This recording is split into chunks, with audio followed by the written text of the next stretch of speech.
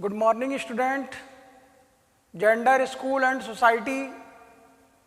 मैं अभी इससे पहले वाले एपिसोड में मैंने आपको पढ़ाया राज्य और कानून लैंगिक सुदृढ़ता में प्रभावी भूमिका किस प्रकार से अदा करें। मैंने आपको पढ़ाया कि राज्य और कानून के द्वारा सख्त कानूनों का निर्माण करके और न्याय में देरी ना करके लोगों को जागरूक करके वो महिलाओं के साथ होने वाले भेदभाव को कम कर सकते हैं, जिससे लैंगिक सुदृढ़ता को प्रभावी बनाया जा सके। प्रशिक्षणार्थियों, इसी कड़ी में बात चलती है कि सामाजिक रीति रिवाजों का जब तक परिवर्तन नहीं किया जाएगा, सामाजिक रीति रिवाजों में जब तक बदलाव नहीं किया जाएगा, लैंगिक भेदभाव को मिटाया नहीं जा सकता। प्रशिक्षणार्थियों, हमारे समाज में बहुत सारी कुप्रथाएं, बहुत सारी कुरीतियां, बहुत सारे अंधविश्वास और जो गतिशील समाज में एक बहुत बड़ी बाधा है। इन कुप्रथाओं पर, इन रीति रिवाजों पर, इन परंपराओं पर, इन अंधविश्वासों पर जब तक सख्ती से पाबंदी नहीं लगाई जाएगी, तब तक समाज को प्रगति के मार्ग पर नहीं लाया जा सकता। एक प्रगतिशील समाज में इन अंधविश्वासों को, इन रीति रिवाजों को और कुप्रथाओं को कोई स्थान नहीं मिलना चाहिए। आज भी दहेज प्रथा कायम है, आज भी बाल विवाह कायम है, आज भी कन्याओं की भ्रूण में हत्या कर दी जाती है। क्या ये हमारी कुप्रथाएं, मृत्युभोज, विवाह के समय पर बारात का आना और उस बारात की खातिरदारी, उसके लिए दहेज का बंदोबस्त करना, ये सब कुप्रथाओं में शामिल है।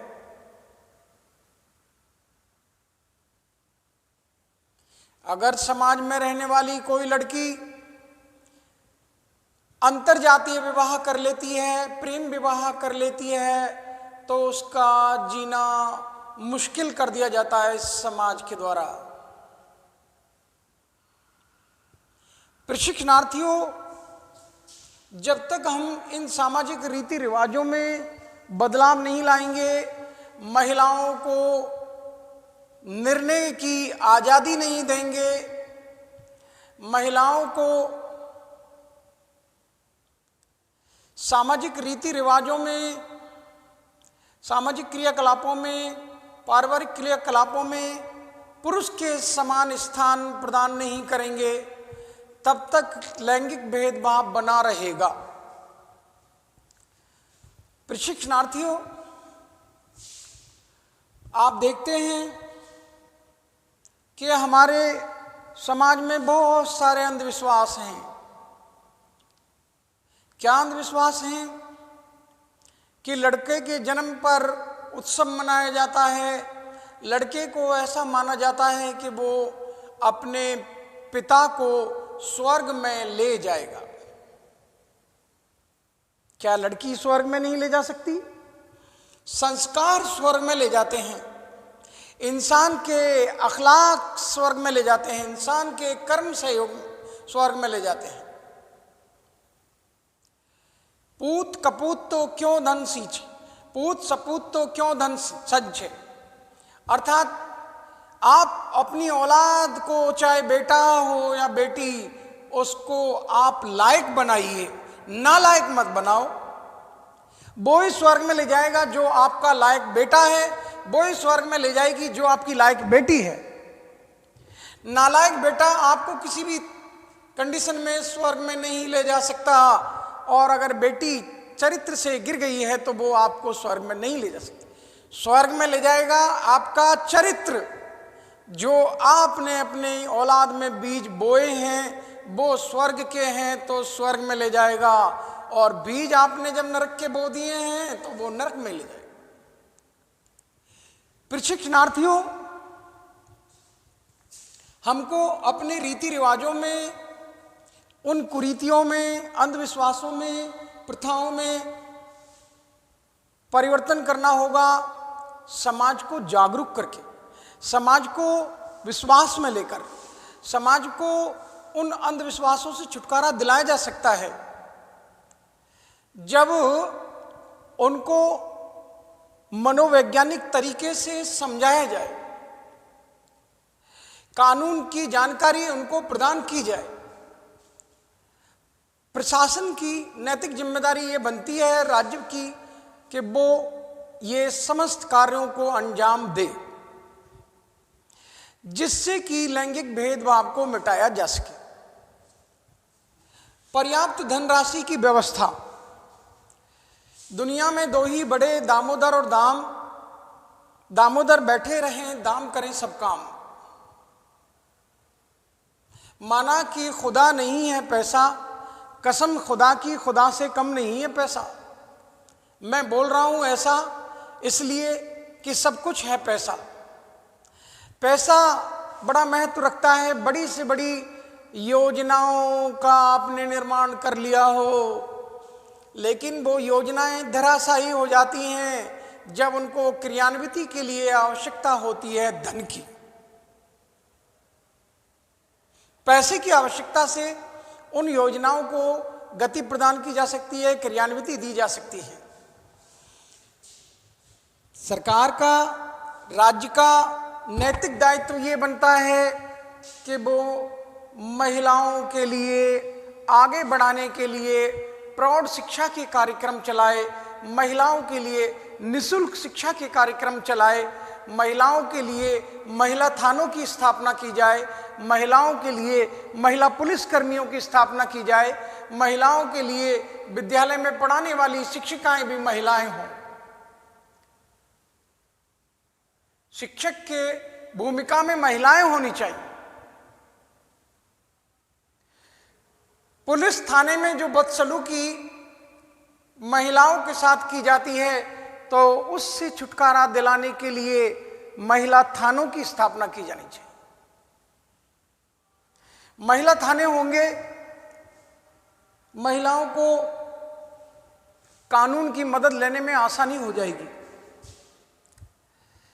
केंद्र सरकार का नैतिक दायित्व बनता है कि वो राज्य सरकारों की इस कार्यक्रम में मदद करे। केंद्र सरकार के द्वारा निर्मित निर्भया सहायता कोष ये जीता जागता उदाहरण है जो महिलाओं की, दुखी दीन दुखी महिलाओं की, ऐसी जो पीड़ित महिलाएं हैं उनकी मदद करने के लिए ये कोष बनाया गया है, निर्भया कोष। ऐसे कोषों का निर्माण किया जाए जो महिलाओं को तुरंत सहायता पहुंचाए। जो भी पीड़ित महिलाएं हैं, चाहे वो बलात्कार से पीड़ित हों, छेड़खानी से पीड़ित हों, या उनके परित्यक्तता का कोई कारण हो कि परिवार से पति ने उनको निकाल दिया है, संपत्ति से वंचित कर दिया है, तो उनकी तमाम योजनाओं को अंजाम देने के लिए पर्याप्त धन राशि की व्यवस्था केंद्र और राज्य सरकारों को मिलकर करनी चाहिए। प्रशिक्षणार्थियों, मैंने आपको बताया कि महिलाओं को इंसाफ इसलिए नहीं मिलता कि वो अपनी बात को वहाँ रखना नहीं चाहती। अदालतों में जो उनके साथ में प्रदर्शन किया जाता है बाहियात बातों का, उनका वो जवाब नहीं दे पाती। ऐसी स्थिति में महिलाओं के लिए इंसाफ के लिए महिला न्यायालय और महिला जजों की नियुक्ति भी सरकार के द्वारा की जानी चाहिए। अब बात आती है प्रशिक्षणार्थियों, महिला आयोग को सशक्त बनाना। राष्ट्रीय महिला आयोग का गठन 1990 में किया। 1990 में इसके गठन के साथ इसके कार्य प्रारंभ हो गए। ये कानून का उल्लंघन करने वाली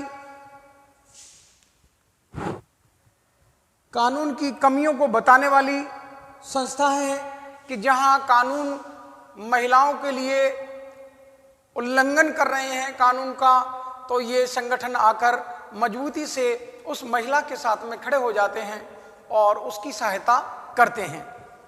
ऐसे महिला आयोग को और मजबूती देने के लिए आर्थिक, सामाजिक और उसका विकास करने के लिए योजनाओं का निर्माण किया जाए।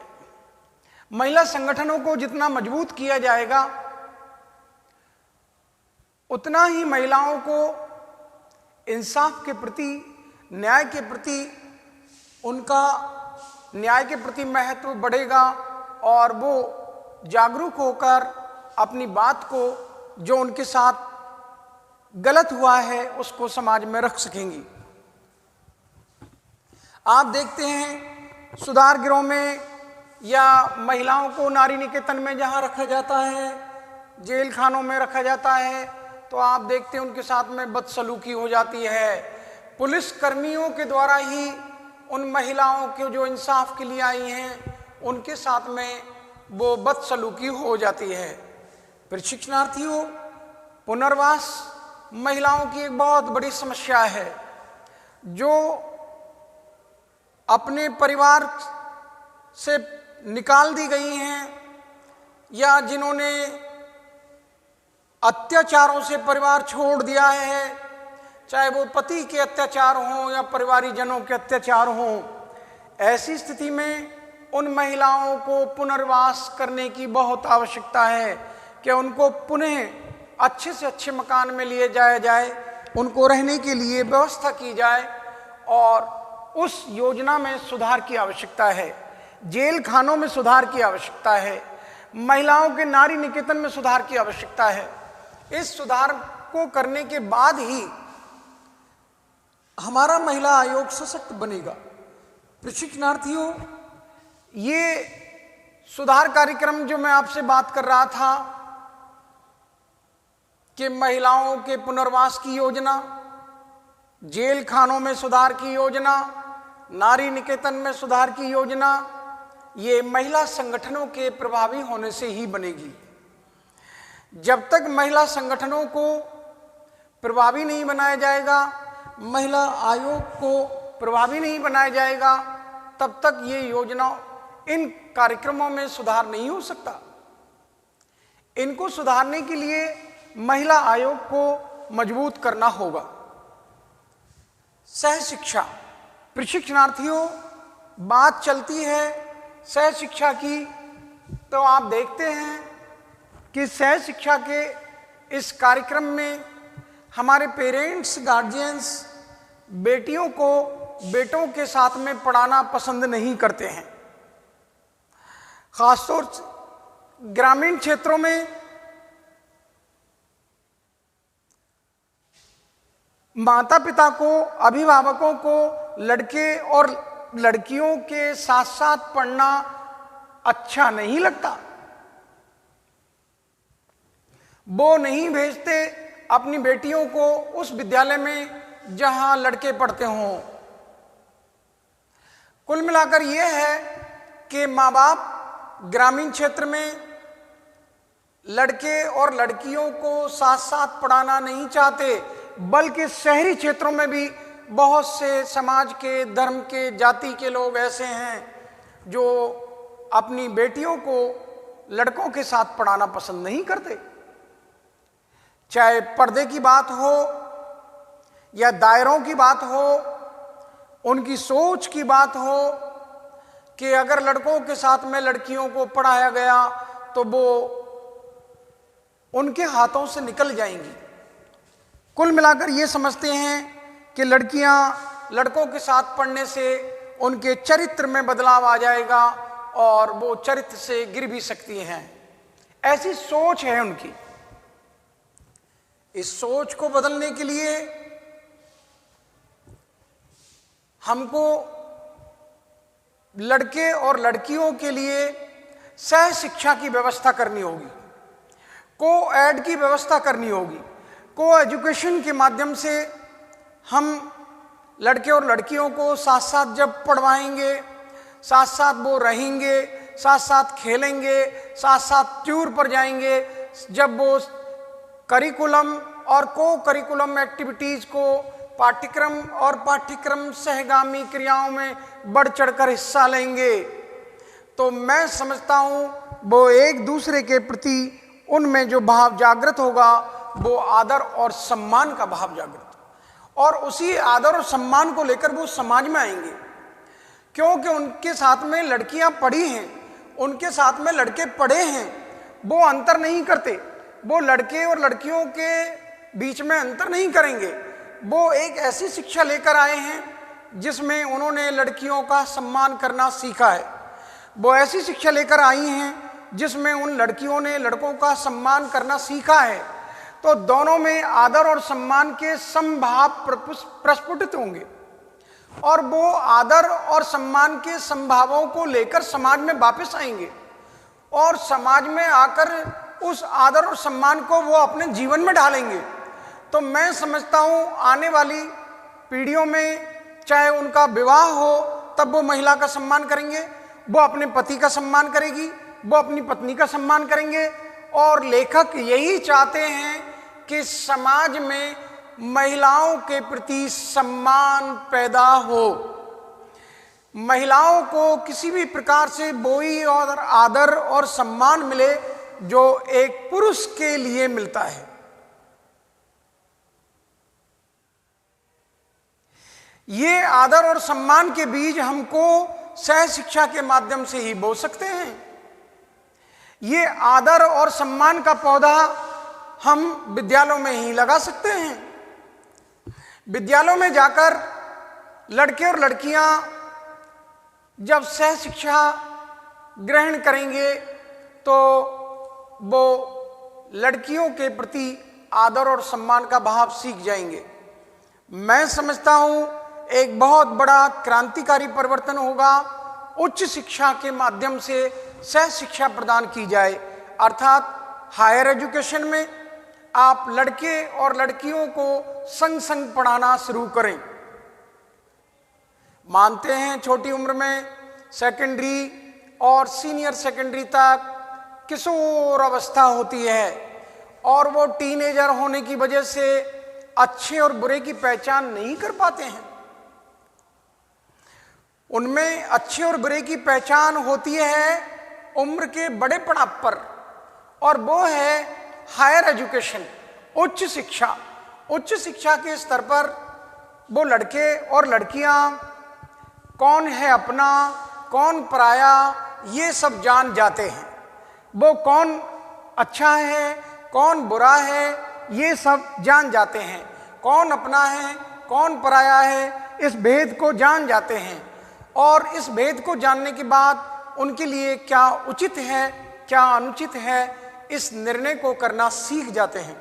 और ये निर्णय क्षमता जब उनमें आती है तो वो समाज में उस ऊंच नीच को त्याग चुके होते हैं, उस बुराई को त्याग चुके होते हैं, और वो आदर और सम्मान के साथ साथ समानता के भाव को लेकर समाज में जाएंगे।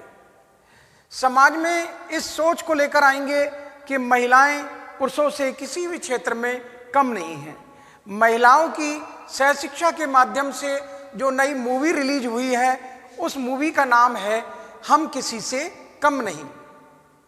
ये महिलाओं की नई मूवी रिलीज हुई है उच्च शिक्षा के माध्यम से, सह शिक्षा के माध्यम से, और उनकी नई आत्मविश्वास के साथ इस मूवी को उन्होंने बनाया है, और मूवी का नाम रखा है उन्होंने अपनी का हम किसी से कम नहीं। और ये मूवी उनकी जब समाज में सुपर डुपर हिट हो जाएगी, क्योंकि लड़कों से वो किसी भी स्तर पर अपने आप को कमतर महसूस नहीं कर रही हैं। जो हमारे परिवार ने उनको कमतर बना रखा था, जो हमारे समाज ने उनको सेकंड क्लास दे रखी थी, वो दोयम दर्जा सह शिक्षा के माध्यम से मिट चुका है। वो अब सेकंड क्लास नहीं रही हैं, वो प्रथम श्रेणी के डिब्बे में यात्रा करने वाली प्रथम श्रेणी की नागरिक बन गई हैं, जो कि आपने पुरुष को दे रखा था। अब पुरुष की प्रधानता खत्म हो चुकी है, अब समानता का अधिकार आ गया है, अब सह समानता लागू हो गई है। ये सारा का सारा चमत्कार होगा ये सारी क्रांति होगी बस एक ही माध्यम से, वो है सह शिक्षा के माध्यम से। लेकिन सह शिक्षा में हमको ये भी ख्याल रखना है कि टीन एज में हमको ये सह शिक्षा प्रदान नहीं करनी है। टीन एज से नंबर है 13 to 19, 13, 14, 15, 16, 17, 18, 19, 13, 14, 15, 16, 17, 19, 18 और 19। ये टीनेजर उम्र ऐसी है, इसको मनोवैज्ञानिकों ने नाम दिया है किशोर अवस्था को, तूफानी अवस्था, झंझावत वाली अवस्था है। इसमें बालक ना तो जवान ही होता है और ना वो बच्चा ही रहता है। ऐसी स्थिति में उसके सामने एक दुविधा खड़ी हो जाती है कि वो ना खुदा ही मिला, ना विशाल सनम, ना इधर के रहे ना उधर के हम। अर्थात वो दुविधा की स्थिति में हो जाता है कि अब क्या करें, अब रही मुश्किल बड़ी, गाड़े दो काम, सांचे से तो जग नहीं, झूठे मिले न राम। अर्थात उस किशोर अवस्था में बालक के सामने ये मुसीबतें आ जाती हैं कि बड़े भाई उसको, बड़े दोस्त उसको, बड़े जो हैं वो अपने पास नहीं आने देते और छोटे बच्चों से वो बड़ा लगता है। ऐसी स्थिति में बालक मानसिक रूप से थक जाता है कि वो करे तो क्या करे, करे तो क्या ना करे। ऐसी स्थिति में कि कर्तव्य विमूढ़ की स्थिति आ जाती है कि अब क्या करें क्या ना करें। तो प्रशिक्षणार्थियों, आपको ये पाठ पढ़ाया जा रहा है कि आप सह शिक्षा तो दें, लेकिन किशोर अवस्था का ध्यान रखें। छोटी उम्र में सह शिक्षा प्रदान की जा सकती है, आप प्राथमिक स्तर पर और मैं समझता हूं उच्च प्राथमिक स्तर तक आप सह शिक्षा आसानी से प्रदान कर सकते हो। लेकिन किशोर अवस्था में मनोवैज्ञानिक मना करते हैं। किशोर अवस्था एक नादानी की सी उम्र होती है जिसमें बालक अच्छे और बुरे का निर्णय नहीं कर पाता है। उसको नहीं पता कि आज जो वो कदम उठा रहा है वो उसको अंधकार में ले जाएंगे। उसको नहीं पता कि आज जो वो नादानी कर रहा है उसका क्या नतीजा निकलेगा। ऐसी स्थिति में मनोवैज्ञानिकों ने, शिक्षाविदों ने इसकी मना कर रखी है कि सह शिक्षा आप उच्च स्तर पर ही दें, अर्थात उच्च शिक्षा में ही सह शिक्षा प्रदान की जाए। प्रशिक्षणार्थियों, मैंने आपको सह शिक्षा के फायदे गिनाए कि सह शिक्षा के माध्यम से समाज में जो सह शिक्षा लेकर लड़का और लड़की आएंगे तो वो दोनों आदर और सम्मान की भावना लेकर आएंगे। और लेखक यही चाहते हैं कि किसी भी प्रकार से महिलाओं का सम्मान बरकरार रहे, महिलाओं को आदर और सम्मान वो ही मिले जो एक पुरुष को मिलता है।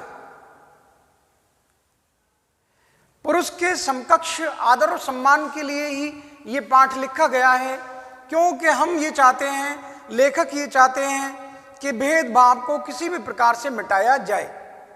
लड़के और लड़की के बीच में होने वाले इस भेदभाव को मिटाना ही मकसद है।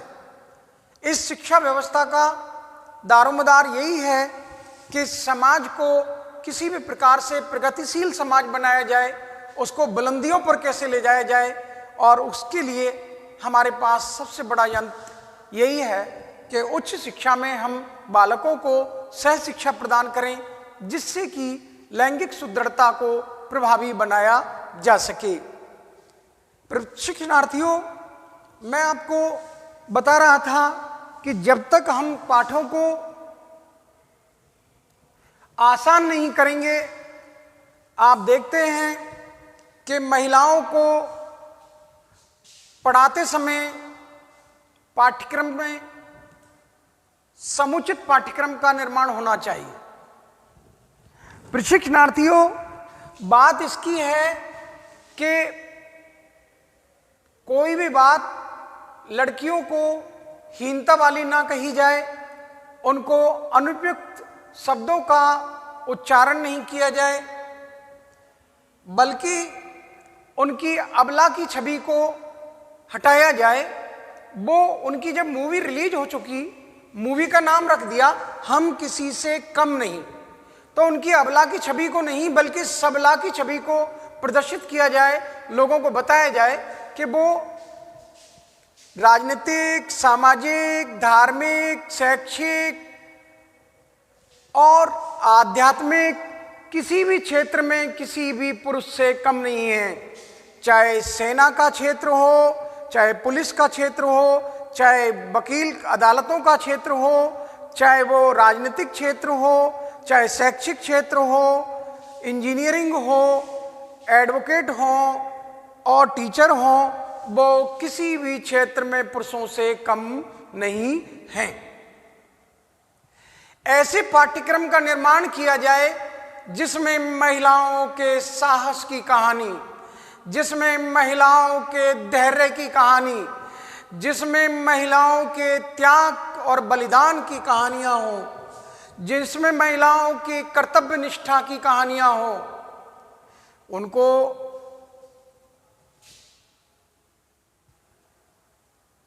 देश की वीरांगनाओं के पाठ पढ़ाए जाएं, देश की प्रमुख महिलाओं के पाठ पढ़ाए जाएं, जिन्होंने त्याग किया है उन महिलाओं के पाठ पढ़ाए जाएं, जिन्होंने बड़े साहस के साथ और धैर्य के साथ दुखों का सामना किया है, ऐसे पाठों का निर्माण पाठ्यक्रम में किया जाना चाहिए। चाहे वो इंदिरा गांधी हो, चाहे वो विजय लक्ष्मी पंडित हो, चाहे महारानी लक्ष्मीबाई हो, दुर्गाबाई देशमुख हो, ऐसी ढेर सारी महिलाएं हैं जिन्हों से हमारा इतिहास भरा पड़ा है। उनके नाम ढेर सारे हैं और उन ऐसी साहसी महिलाओं की बेगम रजिया सुल्तान, चांद बीबी, बेगम हजरत महल, ऐसी ढेर सारी महिलाएं हैं, अहिल्याबाई, उनकी कहानियाँ, उनके करैक्टर इस पाठ्यक्रम में निर्धारित किए जाने चाहिए, रखे जाने चाहिए, जिससे महिलाएं पाठ्यक्रम के माध्यम से ऐसे पाठों का निर्माण करने के बाद उन पाठों को पढ़ें और उनकी जो अबला की छवि है वो उनसे दूर हो। क्यों? कि वो पुरुष से किसी भी क्षेत्र में कम नहीं है। आप देख लीजिए, जब तक महिलाओं को अबला तेरी यही कहानी, आंखों में वो आंचल में दूध, आंखों में पानी, ये पाठ नहीं पढ़ाने चाहिए। अब उनको पाठ पढ़ाना है कि उनकी नई मूवी रिलीज हो गई है और मूवी का नाम है हम किसी से कम नहीं।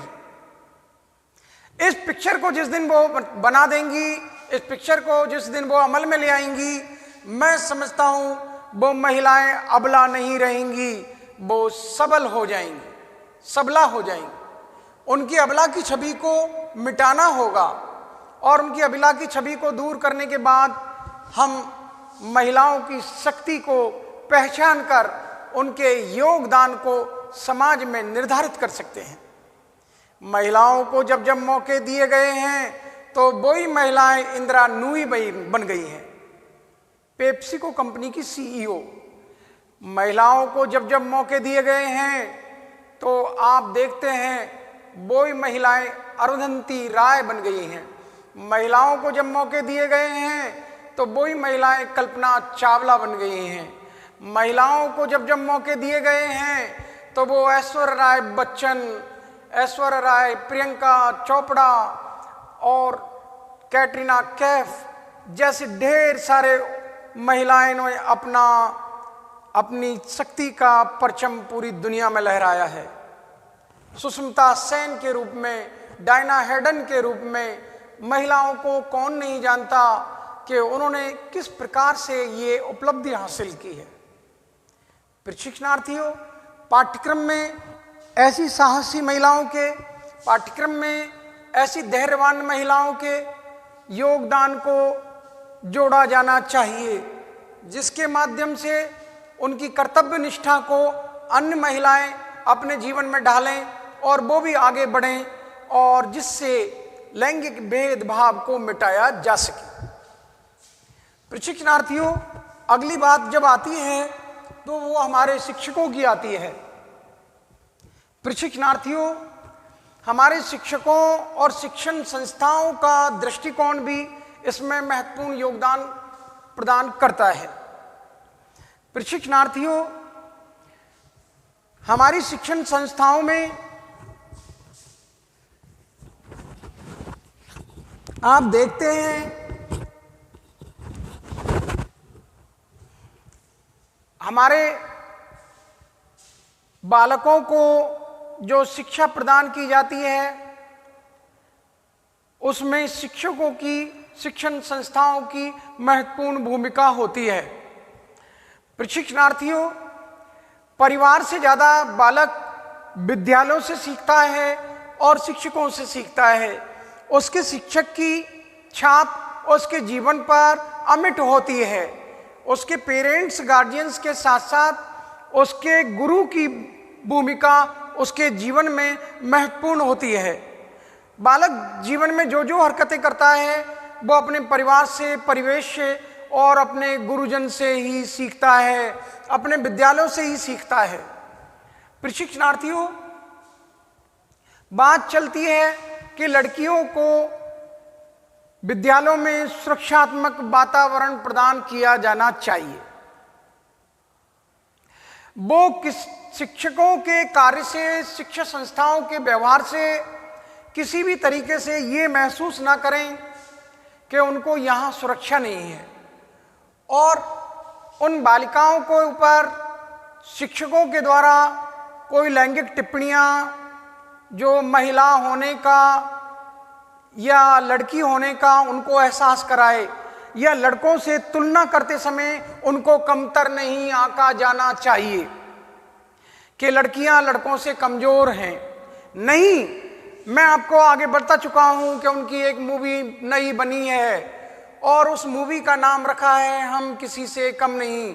तो शिक्षकों का नैतिक दायित्व ये बनता है कि वो लड़कियों को तुलना करते समय लड़कों से कम नहीं आंकें, अर्थात लड़कों से तुलना करते समय लड़कियों को कम नहीं आंकना चाहिए।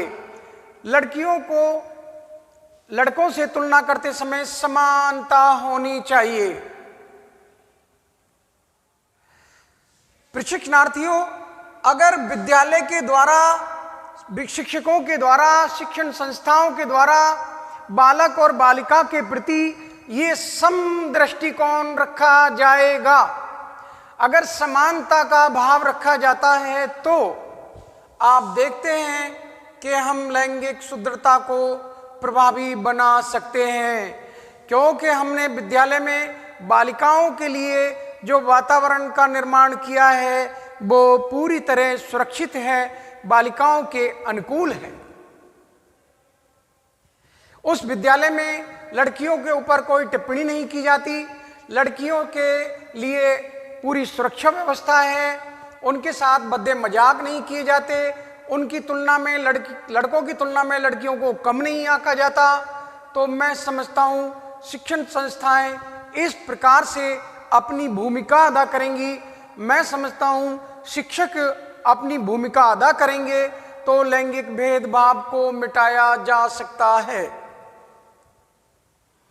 प्रशिक्षणार्थियों, अब बात आती है सामान्य जन सहयोग की। दुनिया के बड़े बड़े चमत्कार तभी होते हैं जब उन क्रांतियों को जनता का सहयोग मिला हो। कोई भी क्रांति, कोई भी कार्यक्रम, कोई भी योजना तब तक सफल नहीं मानी जाती जब तक उसको आम जन का सहयोग नहीं मिल जाता। जब आम जन का सहयोग मिल जाता है तो बड़ी बड़ी छोटी छोटी क्रांतियां बड़ी हो जाती हैं। जब आम जन का सहयोग मिल जाता है छोटी छोटी योजनाएं बड़ी हो जाती हैं। जब आम जन का सहयोग मिल जाता है तो छोटे से छोटा कार्य भी बड़ा हो जाता है।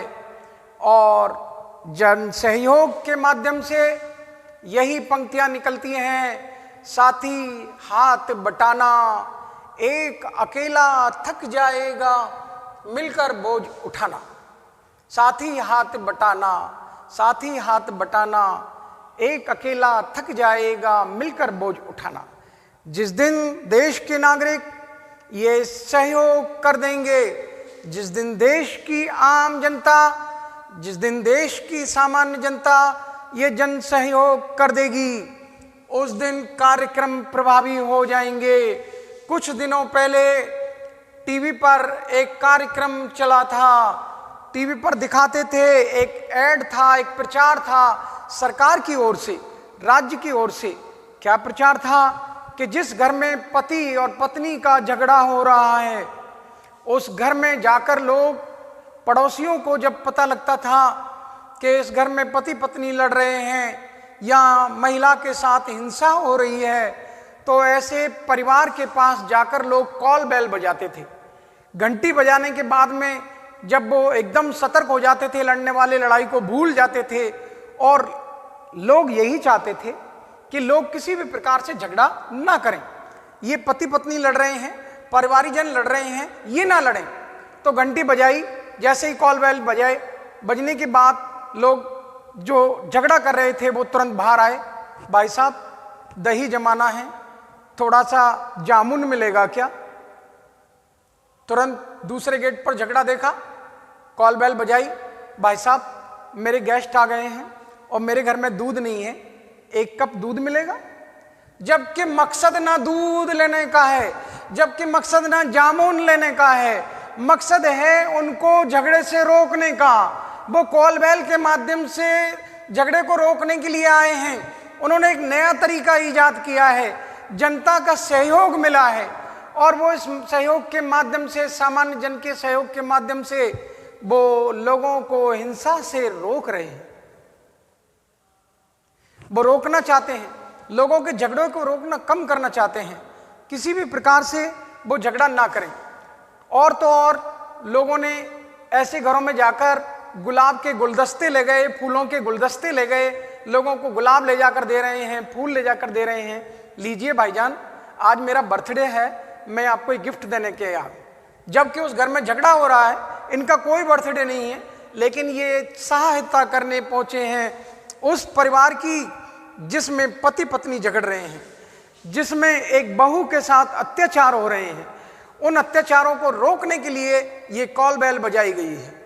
प्रशिक्षणार्थियों, ये सारे हथियार जो मैंने आपके सामने पेश किए हैं वो राज्य और कानून के द्वारा प्रदान किए गए हथियार हैं, कि राज्य और कानून को ये सुझाव दिए गए हैं कि वो लैंगिक सुदृढ़ता को प्रभावी बना सकते हैं। राज्य और कानून अपने इन कार्यक्रमों को अंजाम दें तो मैं समझता हूँ लैंगिक सुदृढ़ता को प्रभावी बनाया जा सकता है। मेरा ये लैंगिक राज्य एवं कानून के द्वारा लैंगिक सुदृढ़ता में प्रभावी भूमिका निर्वहन करने का ये सुझाव मैंने आपको बताए कि ये भूमिका किस प्रकार से अदा करें। इन सुझावों पर आप अमल करें और देश को विकास के मार्ग पर ले जाएं, मैं यही कामना करता हूं। और आपके लिए, आप तमाम सुनने वालों के लिए धन्यवाद ज्ञापित करता हूं। आपने बड़ी विनम्रता के साथ मेरा ये पाठ पढ़ा। आप जीवन में आगे बढ़ें, फलें फूलें। धन्यवाद। Thank you.